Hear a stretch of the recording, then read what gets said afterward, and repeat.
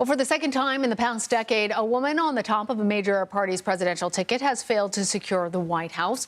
While Vice President Kamala Harris, the first woman to ever hold that office, did secure the majority of female voters, she had less support among women than the past three Democratic presidential candidates. Micki McElya joins me now. She's a professor of history at the University of Connecticut.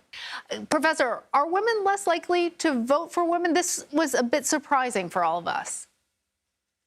I think when we consider how women are voting, we have to think about how different groups of women are voting. That the conventional wisdom going into this was that there would be an extensive gender gap in the vote, but it was often understood that white women who voted in the majority for Trump the last time around would not do that this time. There was an underlying sort of narrative that was actually about white women voters and less about women in total. How much is playing into gender politics a detriment to women? Did you see that in this election? Was talking so much about reproductive rights akin to trying to separate women and men?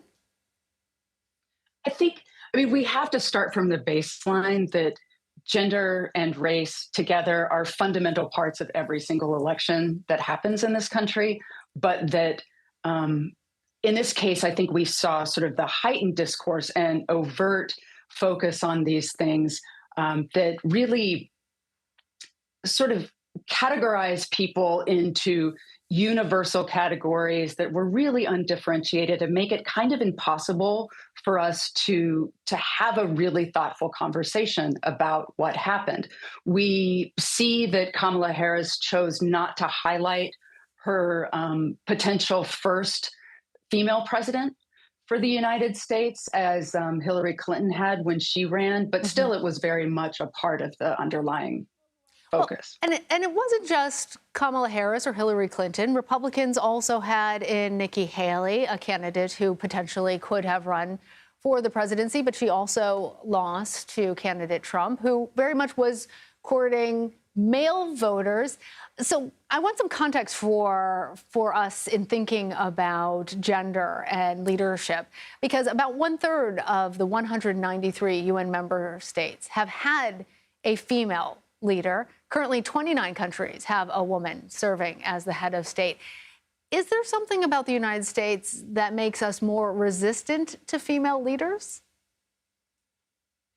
Yes, the first part of the answer to that question is that structurally, in terms of our system of government, the way that we elect our head of state or head of government is a direct presidential election by the entire population, or by the entire population eligible to vote.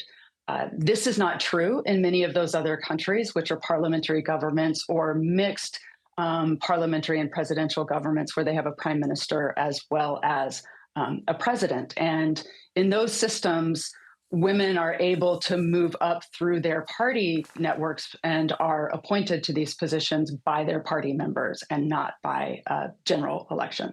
All right. So essentially, that doesn't get the United States off the hook, but complicates that picture. All right. Micki McElya from the University of Connecticut. Thank you.